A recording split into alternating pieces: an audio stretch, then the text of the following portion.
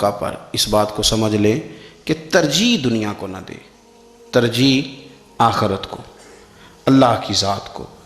ہماری آخرت کس طرح ٹھیک ہو سکتی ہے، آخرت میں کامیاب کس طرح ہو سکتے ہیں، آخرت میں اللہ تعالیٰ کی رضا کیسے پا سکتے ہیں، اس کو ترجیح دینی چاہیے۔ نبی پاک صلی اللہ تعالیٰ علیہ وسلم کے بہت سارے صحابہ بڑی شانوں والے، ایک صحابی کا ہم آج ذکر کرنے جا رہے ہیں جن کا نام ہے حضرت ابو ذر غفاری رضی اللہ تعالیٰ۔ ہمارے صوفیاء تصوف میں ایک جملہ بولتے ہیں کہ تیرا تو فقر فقر بو ذر ہے، یعنی جن کو صحیح درویش کہتے ہیں نا، صحیح درویش۔ مولا علی شیر خدا رضی اللہ تعالیٰ عنہ فرمایا کرتے دو ہی تو بندے ہیں جو رب کے رستے میں کسی شے کی پرواہ نہیں کرتے۔ حضور کون سے؟ فرمایا ایک ابو ذر غفاری ہے اور دوسرے علی المرتضیٰ ہے۔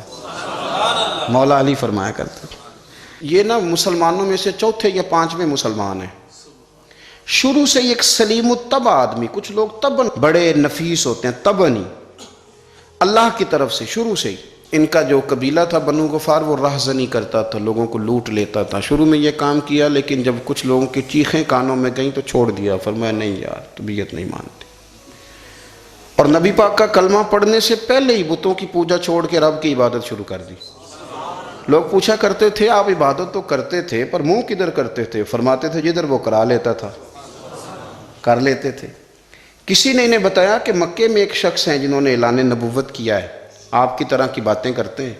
انہوں نے اپنے بھائی کو بھیجا، ان کا نام انیس تھا، پتہ کر کے واپس آئے۔ بھائی کہنے لگے ابو ذر، ان کا نام جندب ہے، اصل میں ذر ان کے بیٹے کا نام ہے اور کنیت سے زیادہ معروف ہیں، ابو ذر غفاری کہلاتے ہیں۔ فرماتے ہیں کہ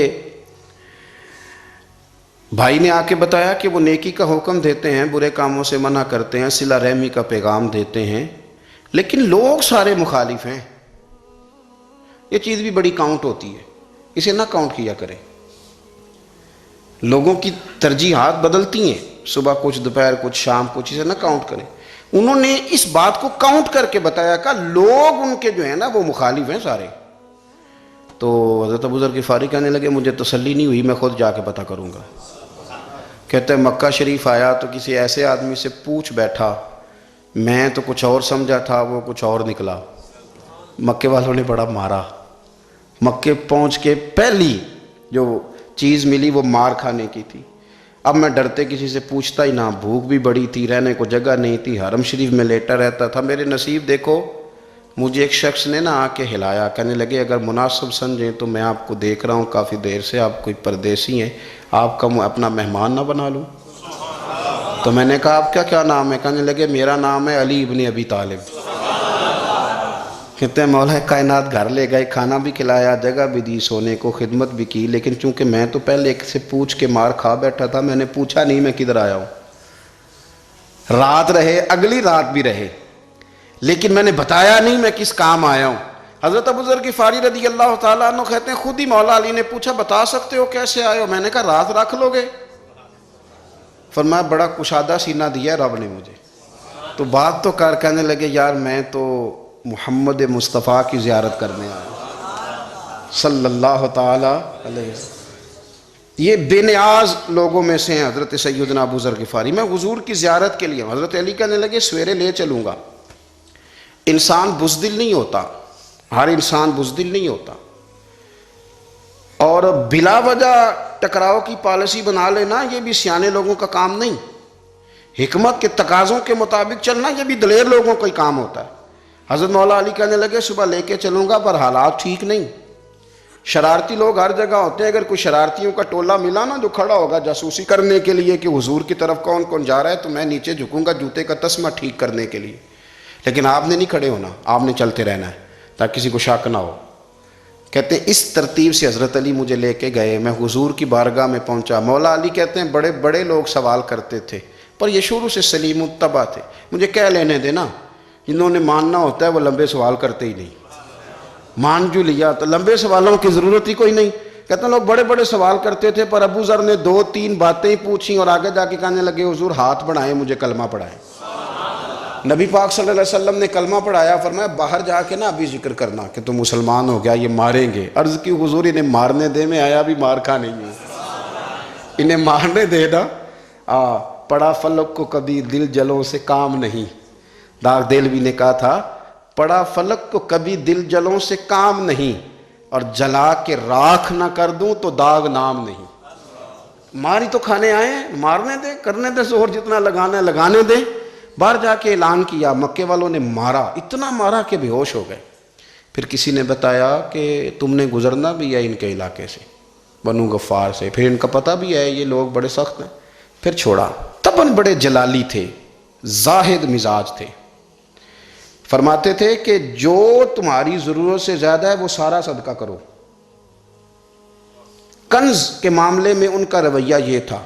صرف حضرت صدیق اکبر کو کچھ نہیں کہا انہوں نے، باقی حضرت عمر جیسے آدمی کو بھی کھڑا کر کے کہہ لیتے تھے یہ مال کیوں رکھا ہوا ہے خزانے میں، بانٹتے کیوں نہیں سارا. اور جناب عثمان غنی رضی اللہ تعالیٰ عنہ کے ساتھ تو باقاعدہ کئی دفعہ اس موضوع پر گفتگو کی. وہ کہتے تھے کہ جب اللہ کہتا ہے قرآن میں کہ مال دولت جمع نہیں کرنی، تو وہ جو لوگ تھے وہ بھی بڑی شانوں والے تھے. وہ کہتے تھے کہ اللہ نے جب زکوٰۃ فرض کی تو مال جمع ہوتا ہے تو زکوٰۃ فرض ہوتی ہے نا. جب فطرانے کا کہا تو مال ہوتا ہے تو فطرانہ آتا ہے نا. تو آپ جو کہہ رہے ہیں وہ ٹھیک ہے، پر آپ اعلیٰ بات کر رہے ہیں تقوی کی، سارا بانٹو. تو حضرت ابو ذر غفاری کہتے تھے چلو ٹھیک ہے تمہاری بھی بات مان لیتا ہوں، پر یہ بتاؤ مدینے والے کا اپنا طریقہ کیا ہے؟ کہ بھئی حضور کا طریقہ تو وہی ہے جو آپ بتا رہے ہیں. تو فرمانے لگے پھر اس رستے نہ چلیں جو رستہ مدینے والے رسول کا ہے. اور حضور سے، نبی پاک سے عشق کرتے بڑا کھل کے. یہ صحابہ صفہ میں سے تھے. کلمے پڑھنے کے بعد چونکہ طبیعت جلالی تھی تو حضور نے بھیج دیا، فرمایا واپس جاؤ اپنے قبیلے میں تبلیغ کرو. واپس گئے، بھائی کو مسلمان کیا، والدہ کو مسلمان کیا، قبیلہ سارا مسلمان کیا، وہیں رہے. ہجرت مدینہ کے بعد آئے تبوک کے موقع کے قریب، اور حضور نے صحابہ صفہ میں رکھ لیا. نوکری کرتے مدینے والے رسول کی، دلیر آدمی تھے، بڑا قبیلہ تھا، پر ڈیوٹی کرتے، ڈیوٹی خدمت کرتے. ایک بیٹا تھا زار اس کا نام تھا، اس کی ڈیوٹی لگائی تم نے میرے نبی پاک کے اونٹ چرانے. ڈاکو آئے تو صاحبزادہ اونٹوں کی، اونٹنیوں کی حفاظت کرتے شہید ہو گیا. اور یہ انوکھا بندہ ہے جس نے شرط لگائی تھی کہ میں نے کالی سیاہ رنگ کی عورت سے شادی کرنی. انوکھا بندہ ہے. ایک بیٹی تھی ایک بیٹا، بیٹا شہید ہو گیا. بیوی سے کہا تم نے نبی پاک کے گھر میں خدمت کرنی ہے، حضور کے گھر والوں، اور میں نبی پاک کی نوکری کروں گا. حضور کی خدمت کرتے، ہر وقت خدمت میں رہتے. اور حضور جب آتے نا، صحابہ صفہ میں یہ شامل تھے جو لوگ دین سیکھتے، حضور جب آتے تو سب سے پہلے آ کے حضرت ابو ذر غفاری کا پوچھتے، بلائیں. اور جب بات کرتے حضور تو بار بار ان کو مخاطب کر کے بات کرتے. حضرت ابو ذر غفاری رضی اللہ تعالیٰ عنہ کا نبی پاک سے اتنا پیار کہ ہماری بھی مشکل حل کر دی. ابو داؤد شریف میں موجود ہے، ایک دن کہنے لگے یا رسول اللہ صلی اللہ علیہ وسلم، اگر کوئی بندہ کسی سے پیار بڑا ہی کرے پر اس جیسے عمل نہ کر سکے، کوشش کرے کرنا. لوگ ہمیں کہتے ہیں نا جی پیار بڑا، عمل بھی تو کرو نا. بھی کرنا چاہیے، پر انسان ہے نا، غلطی بھی تو ہو ہی جاتی ہے. اب ہم عمل نہیں کر سکتے تو تم ہمیں پیار بھی نہیں کرنے دو گے؟ مہربانی کرو پیار تو کرنے دو نا. حضرت ابو ذر غفاری نے کہا، ابو داؤد شریف میں موجود ہے، یا رسول اللہ صلی اللہ تعالیٰ علیہ وآلہ وسلم، حضور پیار بڑا کرے پر ان جیسے عمل نہ کرے تو حکم کیا ہے؟ تو حضور نے فرمایا پیار سچا کرے، اللہ قیامت کے دن جس سے محبت کرے گا نا اس کے ساتھ ہی دونوں کو اکٹھا فرما دے گا. تو حضرت ابو ذر نے فوراً کہا، حضور پھر مجھے آپ سے بھی بڑا پیار ہے، رب سے بھی بڑا پیار ہے. فرمایا فکر نہ کرنا، جنت میں اکٹھے ہی جائیں گے. اتنی محبت رسول پاک کی ذات کے ساتھ. حضور کی نوکری کرنا. ایک دن خدمت کرتے کرتے سو گئے. حضور مسجد میں آئے پتہ کرنے کہ ابو ذر آرام کر رہا ہے. یہ بھی مزہ ہوتا ہے، خیال رکھنا اپنے درویشوں کا، کیا کھایا کیا پیا، کہاں سوئے. حضور رات کو آئے، یہ سوئے ہوئے. فرماتے ہیں حضور نے میرا انگوٹھا ہلایا، میں اٹھ کے بیٹھ گیا، حضور بھی میرے پاس بیٹھ گئے. اور میں ابو ذر بڑا پیار کرتے ہو؟ سونے آپ کو پتہ ہی ہے. کہا یار تو بڑی نوکری کرتا ہے، ایک دن وہ بھی آئے گا جس دن تجھے میری مسجد اور میرے شہر سے جانا پڑے گا، پھر کیا کرو گے؟ تو عرض کی حضور کسی کی طاقت ہے مجھے آپ کے شہر سے نکالے؟ میں تلوار نکال لوں گا. نبی پاک نے فرمایا تلوار نہ نکالنا، جہاں تمہیں بھیجا جائے چپ کر کے چلے جانا. حضور کب تک؟ فرمایا جب تک اللہ تیری اور میری ملاقات نہیں کرا دیتا، یعنی وصال تک. یہ واحد شخص ہیں کہ حضور کے وصال ظاہری کا وقت آ گیا تو فرمایا کوئی میرے ابو ذر کو بلاؤ۔ جب یہ آئے تو حضور لیٹے ہوئے تھے، یہ جھکے نبی پاک کی طرف، حضور میں حاضر ہوں، تو حضور نے پکڑ کے سینے کے ساتھ لگا لیا۔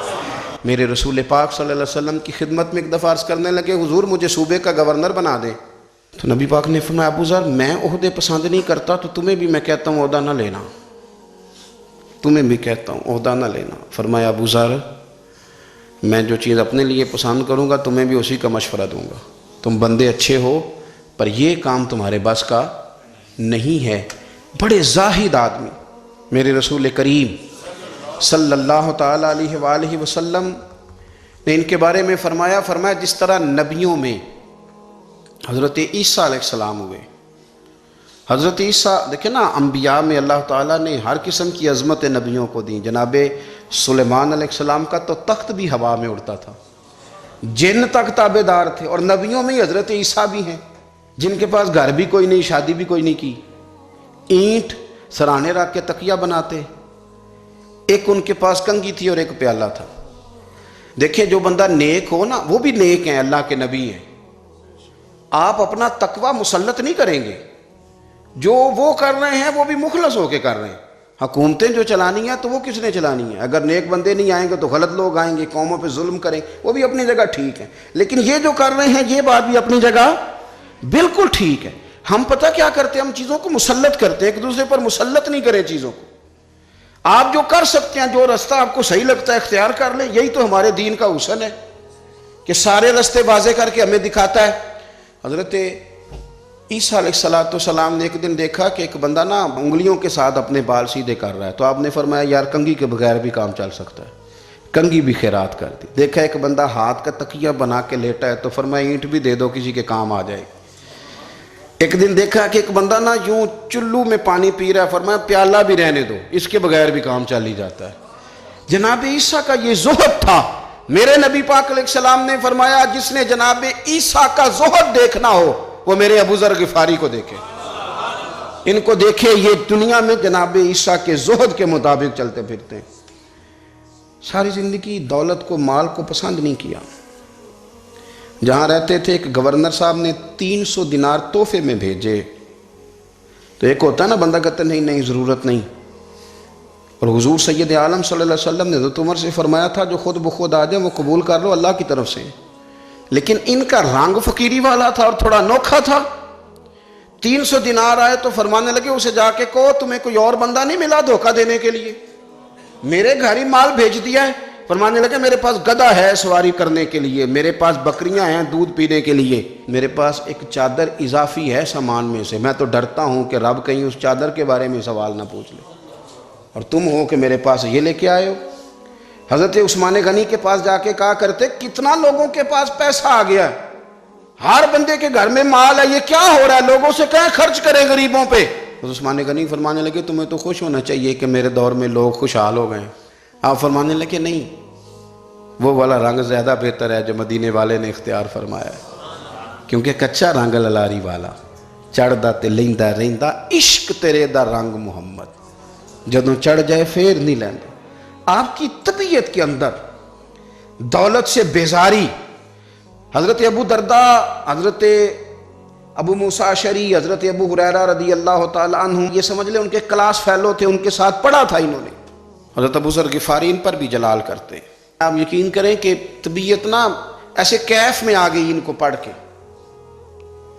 ان کو پڑھا جب کچھ دنوں سے تو کچھ انوکھا، یہ انوکھی وضع ہے، سارے زمانے سے نرالے ہیں، یہ بندے کون سی بستی کے یار اب رہنے والے ہیں، یہ کس طرح کے لوگ ہیں، کیا سوچ ہے۔ حضرت ابو درداء رضی اللہ تعالیٰ عنہ کے گھر کے قریب سے گزرے تو حضرت ابو درداء مکان بنا رہے تھے، کیا جملہ کہا، تڑپ گئی روح۔ فرمانے لگے ابو درداء تجھ سے مجھے یہ امید نہیں تھی یار۔ فرمایا کیا ہوا؟ فرمانے لگے اب تیرا مکان بنانے کے لیے بھی اللہ کے بندوں کی پشتوں پر اینٹیں رکھی جائیں گی، تیرا مکان بنانے کے لیے رب کے بندوں کی پشتوں پر اینٹیں تیرے لیے۔ حضرت ابو درداء نے گردن جھکا لی، فرمایا یار جہاں تو ہے نا تو بالکل ہی ٹھیک کہتا ہے۔ کیوں؟ میرے نبی پاک صلی اللہ علیہ وسلم نے فرمایا اس زمین کے اوپر اور آسمان کے نیچے ابو ذر غفاری سے سچا بندہ کوئی نہیں، ان سے زیادہ سچا کوئی نہیں۔ فرمایا تو ٹھیک کہتا ہے یار، صحیح کہتا ہے۔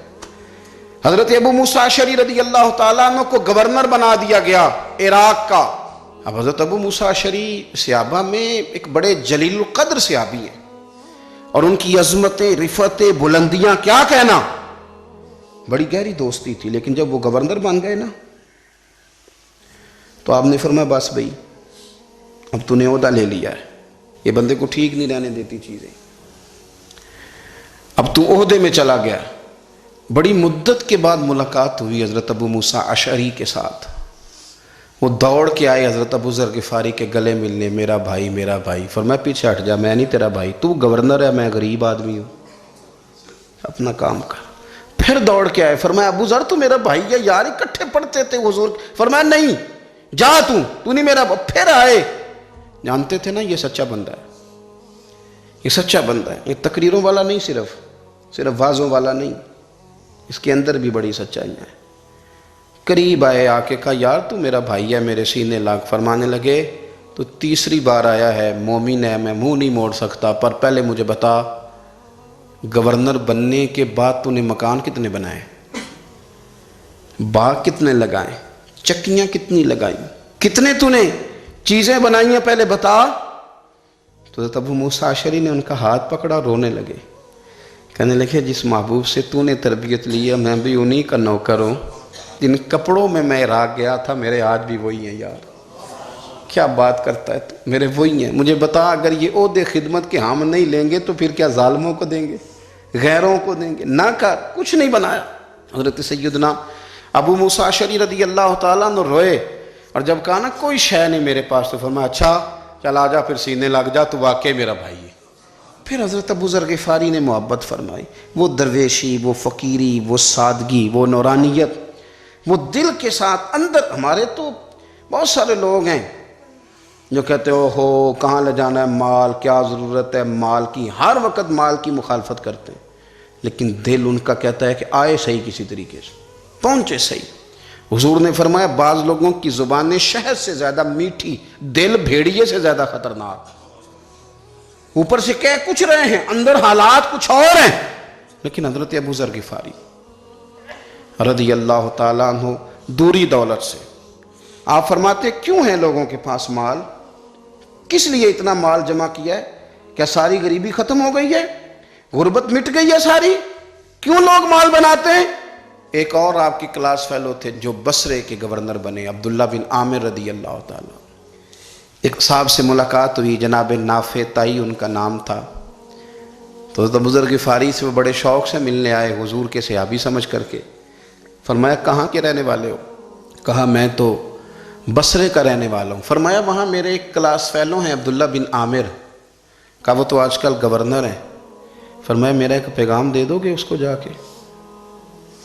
کہا حضور دے دوں گا۔ فرمایا اس سے جا کے کہنا تو گورنر بن کے بھی زندہ ہی ہے، اور میں پانی کا پیالہ پیتا ہوں، کھجور کھاتا ہوں اور رب کی عبادت کرتا ہوں، میں بھی تو زندہ ہی ہوں نا، تو بھی زندہ ہی ہے، اس سے آگے کچھ نہیں ہے، اور میں کھجور کھاتا ہوں، پانی کا پیالہ پیتا ہوں، میں بھی تو زندہ ہوں نا۔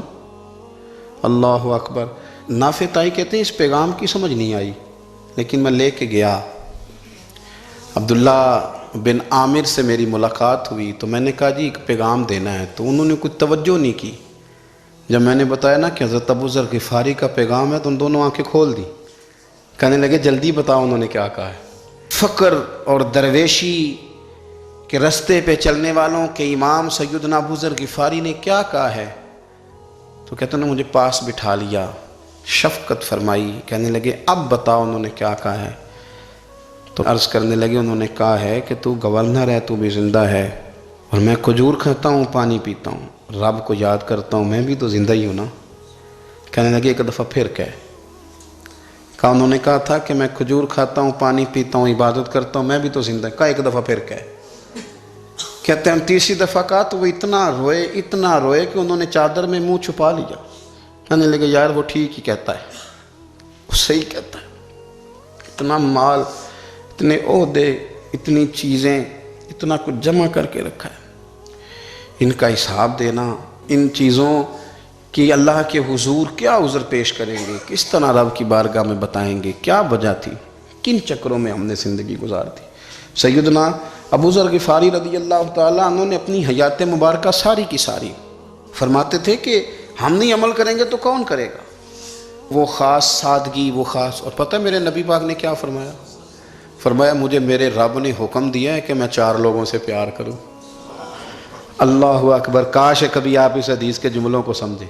اور یار اللہ نے حکم دیا ہے محبوب پیار کرے، حضور کس سے؟ تو پہلے 3 مرتبہ نبی پاک نے ایک ہی شخص کا نام لیا، فرمایا علی سے، علی سے، علی سے، پھر فرمایا ابو ذر غفاری سے، پھر فرمایا جناب مقداد سے، پھر فرمایا سلمان فارسی سے۔ رب نے مجھے کہا ان سے پیار کرو۔ حضرت ابو ذر غفاری تبوک کے موقع پر نا اونٹ پہ بیٹھے تھے، پیچھے رہ گئے، اونٹ پر بیٹھے تھے تو پیچھے رہ گئے، اونٹ سست تھا، تھک گیا، چل نہیں رہا تھا۔ حضرت ابو ذر غفاری رضی اللہ تعالیٰ عنہ پہلے تو اسے لے گئے یہ گاؤں میں کہ اونٹ بیمار ہو گیا، اس کا علاج کرایا، لیکن جب وہ ٹھیک نہ ہو سکا نا تو اونٹ وہیں چھوڑ دیا۔ حضور صلی اللہ علیہ وسلم کے پیچھے ضرور پہنچنا ہے میدان تبوک میں، تو جو سامان تھا وہ سارا پشت پہ رکھا اور اکیلے ہی چل دیے، تنے تنہا اور پیدل۔ سامنے سے گرد اڑتی ہوئی نظر آئی تو لوگوں نے کہا حضور پتہ نہیں کون آیا ہے۔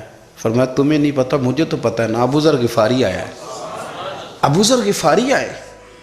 پھر حضور نے فرمایا یمشی واحدہ و یموت واحدہ و یبعث واحدہ، فرمایا یہ تنہا چلتے ہیں، یہ تنہا ہی دنیا سے جائیں گے، تنہا ہی اٹھائے جائیں گے، تنہا تنہا چلتے ہیں، تنہا ہی دنیا سے جائیں گے، انتقال تنہا ہی اٹھائے جائیں گے۔ جو بہت زیادہ سختی کرنے لگے صحابہ پہ، بہت زیادہ، تو حضرت عثمان غنی رضی اللہ تعالیٰ عنہ نے فرمایا کہ آپ اپنے مزاج کے لحاظ سے تو درست ہیں، پر جو چیز آپ طاری کرنا چاہتے ہیں جب شریعت گنجائش دیتی ہے تو آپ کیوں اتنی سختی فرماتے ہیں؟ تو فرمانے لگے ٹھیک ہے پھر مجھے ربضہ جانے کی اجازت دے دو۔ ربضہ ایک بستی تھی، جنگل تھا، وہاں کوئی آتا جاتا نہیں تھا، اسی کسے دے کچھ نہیں چلا گئے تو نہ کوئی ساڈا دردی۔ حضور نے کہا تھا نا یمشی واحدہ، تو اکیلا چلے گا، ربضہ چلے گیا۔ حضرت سیدنا عثمان غنی نے کہا یہ کچھ بکریاں لے جاؤ، دودھ پی لیا کرنا۔ فرمایا عثمان مجھے مال کی تو ضرورت پہلے دن سے ہی کوئی نہیں، مجھے تو رب رسول کی ضرورت ہے، ان کی کرم نوازیاں میرے ساتھ رہتی ہیں۔ تشریف لے گئے، وہاں تنہا کھجور کے خشک ٹکڑے کھاتے، عبادت کرتے، اللہ کو یاد کرتے۔ بڑے بڑے لوگوں نے آ کے کہا کہ ابو ذر آپ کی بڑی شان ہے، ہمارے ساتھ چلیں۔ فرمایا چھوڑو، کہاں منشور ہم اور کہاں ہنگامے محبت کے، ایک حجرے میں رہتے ہیں، خدا کو یاد کرتے ہیں، ضرورت کوئی نہیں، جہاں ہوں نا وہاں میں ٹھیک ہوں، حاجت نہیں۔ وصال کا وقت آ گیا، دنیا سے جانے کا ٹائم آ گیا، اکیلے ہیں، بیوی ہے اور بیٹی ہے، جنگل کا علاقہ ہے، حج ہو گیا، رستے بند ہو گئے، بیمار ہو گئے۔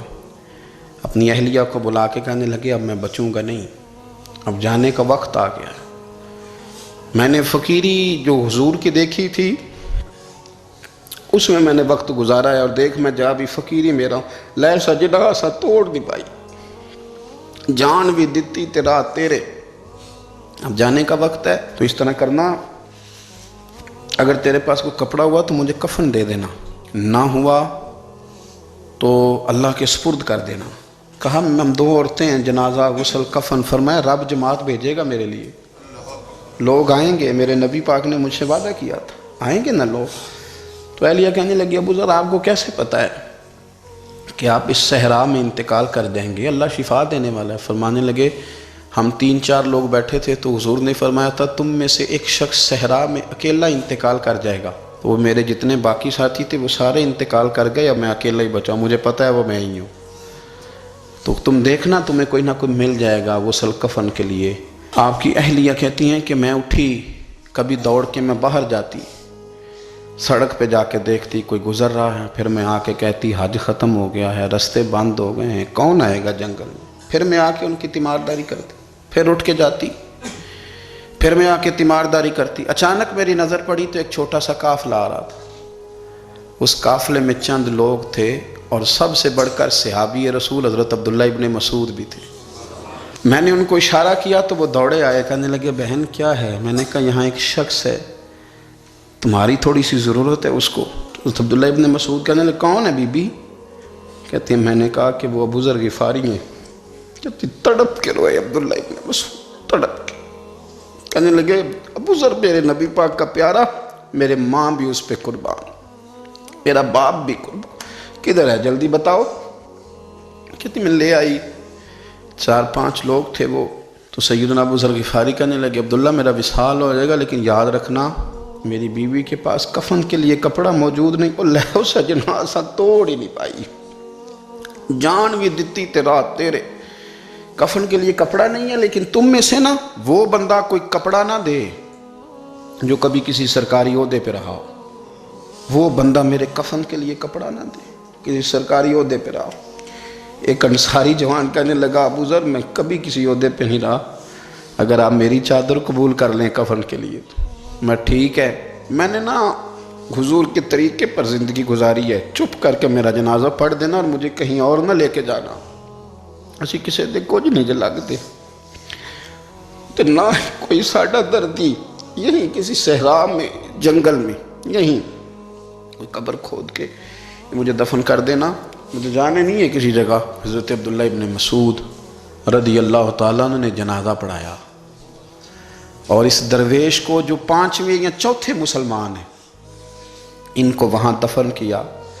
جب خبر پہنچی نا مدینے تو سب سے زیادہ آنسو مولا علی نے بہائے, سب سے زیادہ حضرت علی نے. لوگوں نے کہا اتنا کیوں روتے ہو؟ فرمایا 2 ہی تو بندے تھے جو اللہ کے راستے میں کسی کی پرواہ نہیں کرتے تھے, اب ایک ہی رہ گیا ہے. کہا حضور کیا مطلب؟ فرمایا 2 ہی تھے, ایک ابو ذر اور ایک علی, اب اکیلا علی تو رہ گیا, وہ چھوڑ کے چلے گئے. حضرت سیدنا ابو ذر غفاری رضی اللہ تعالیٰ عنہ اس عظیم شخص کا نام ہے. سردار قبیلے سے تعلق تھا, بڑے بہادر تھے, پر حضور کو فقیری میں دیکھا تو پھر زندگی اسی فقیری میں گزارتی, اسی فقیری میں, اسی طریقے میں وفا کر کے نا اسی رنگ میں گزار دی, انہی نقشوں پہ رہے. اگرچہ جائز تھا, بڑے بڑے لوگ تھے, بڑے بڑے لوگ تھے. حضرت عبد الرحمن ابن عوف بڑا مال تھا, حضور نے ان کو جنتی کہا, ان کے پیچھے نماز پڑھی, سب ٹھیک تھا. پر فرماتے تھے یار میں انکار نہیں کرتا, پر میرے نبی نے فقیری کی, حضور نے ایک وقت کھایا ایک وقت بھوک کاٹی, تم کس طرح بھر بھر کے پیٹ کھاتے ہو, تم کس طرح اتنی آسانیاں دیکھتے ہو. حضرت ابو ذر غفاری فرماتے تھے مجھے میرے نبی پاک نے 6 باتوں کی وصیت کی تھی. اپنے بچوں کو بتاتے تھے, دوستوں کو 6 باتوں کی حضور نے وصیت کی تھی. سب سے پہلے حضور نے فرمایا تھا ابو ذر مسکینوں سے محبت کرتے رہنا. دوسرا نبی پاک صلی اللہ علیہ وسلم نے فرمایا تھا جب بھی دیکھنا نیچے والوں کو دیکھنا, اوپر والوں کو نہ دیکھنا. مالداروں جاگیرداروں پہ توجہ نہ کرنا, ذہن خراب ہو, نیچے دیکھنا, غریبوں کی طرف توجہ رکھنا. تیسرے نمبر پر نبی پاک صلی اللہ علیہ وسلم نے فرمایا تھا ہر حال میں حق بات کہنا اگرچہ وہ کڑوی ہو. چوتھے نمبر پہ میرے محبوب نے فرمایا تھا اللہ کے معاملے میں کسی کی پرواہ نہ کرنا, کوئی کیا کہتا ہے کہتا رہے, تم رب کے رستے پہ چلتے رہنا, ملامت کی پرواہ نہ کرنا. اور 5ویں نمبر پر میرے نبی پاک نے مجھ سے کہا تھا اگر رشتہ دار تجھ سے تعلق توڑیں بھی نہ تو جوڑ کے رکھنا, صلہ رحمی نہ چھوڑنا. اور 6